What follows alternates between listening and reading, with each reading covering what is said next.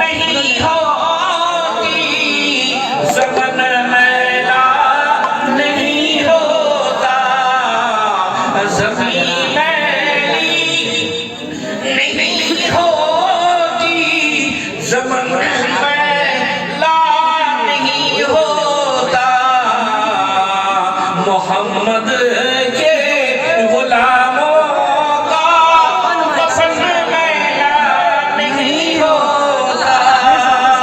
आज अगर मोहब्बत रसूल, औलियाদের मोहब्बत, रसूলের मोहब्बत, शुहदाए किरामদের मोहब्बत, আল্লাহ রাসূল সাল্লাল্লাহু আলাইহি ওয়াসাল্লামের খানদানদের मोहब्बत যদি দিলেতে জাগাতে পারি, রাখতে পারি, আমাদের কাফন তারও তাজা থাকবে, কাফন ময়লা হবে না।